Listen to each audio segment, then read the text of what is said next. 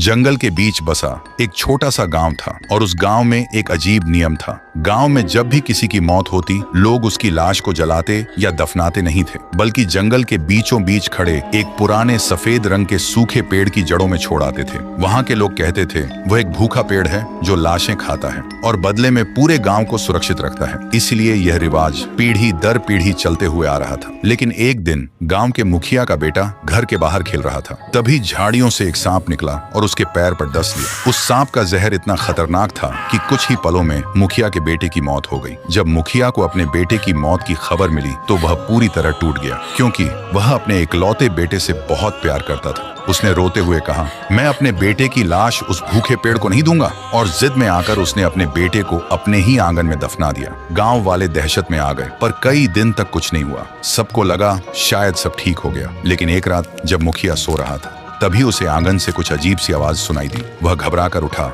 और बाहर आकर देखा, उसके बेटे की कब्र की मिट्टी अपने आप फट रही थी। ये देखते ही मुखिया का खून जम गया। उसने भागना चाहा, लेकिन तभी कब्र के अंदर से एक मोटी जड़ बाहर निकली और पलक झपकते ही मुखिया को जकड़ लिया। मुखिया दर्द से चीखने लगा, लेकिन एक और जड़ उसके मुंह के अंदर घुस गई और अगले ही पल उसे जमीन के अंदर खींच लिया। अगले दिन सुबह जब गांव वाले मुखिया के घर पहुंचे तो उन्होंने देखा वहां न आंगन था न कब्र। उनकी जगह वहां सफेद रंग का वही भूखा पेड़ खड़ा था और उस पेड़ की टहनियों पर मुखिया और उसके बेटे के कंकाल उल्टे लटक रहे थे। ये देखते ही पूरे गांव में चीख पुकार मच गई। कुछ लोग डर के मारे वहीं गिर पड़े तो कुछ जान बचाकर इधर उधर भागने लगे। तभी उस भूखे पेड़ के अंदर से एक पिशाचिनी का सिर बाहर आया। उसकी आंखों में एक शैतानी चमक थी और उसके होंठों पर एक खौफनाक मुस्कान थी। उसे देखते ही सब डर के मारे कांपने लगे और तभी वह एक बेहद डरावनी गूंजती हुई आवाज में बोली, आज तक तुम लोग मुझे लाशें देते थे, अब मैं खुद चुनूंगी। तो दोस्तों,